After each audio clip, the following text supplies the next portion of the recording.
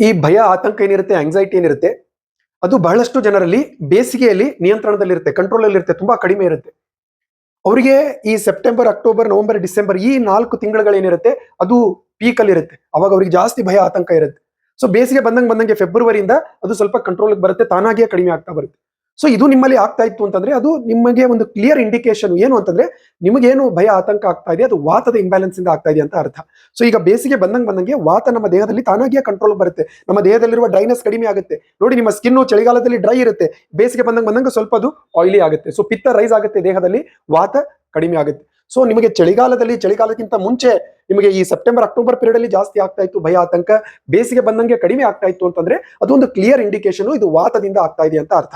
So ಅವಾಗ ನೀವು ವಾತವನ್ನ balance ಮಾಡ್ಕೊಳ್ಳೋಕೆ ಏನ್ ಮಾಡ್ಬೇಕು ಅರ್ಥ ಮಾಡ್ಕೊಂಡು ಅದ್ರ ಮೇಲೆ ಕೆಲಸ ಮಾಡಿದಾಗ ನಿಮಗೆ ನೆಕ್ಸ್ಟ್ ಸೀಸನ್ ಅಲ್ಲಿ ಅದು ನಿಯಂತ್ರಣದಲ್ಲಿ ನೀವು ತರ್ಕೊಳ್ಳಿಕ್ಕೆ ಸಾಧ್ಯವಾಗುತ್ತೆ. ಅದಕ್ಕೆ ನಮ್ಮಲ್ಲಿ ಸಿಂಪ್ಟಮ್ಸ್ಗಳು ಸಮಸ್ಯೆಗಳು ಬಂದಾಗ ಅದಕ್ಕೆ ಕಾರಣ ಏನು ಅಂತ ಹೇಳಿ ಅರ್ಥ ಮಾಡ್ಕೊಂಡು ನಾವು ಕೆಲಸ ಮಾಡಿದಾಗ ಅದನ್ನ ಬೇಗ ನಿಯಂತ್ರಣದಲ್ಲಿ ತರ್ಕೊಳ್ಳಿಕ್ಕೆ ಸಾಧ್ಯವಾಗುತ್ತೆ.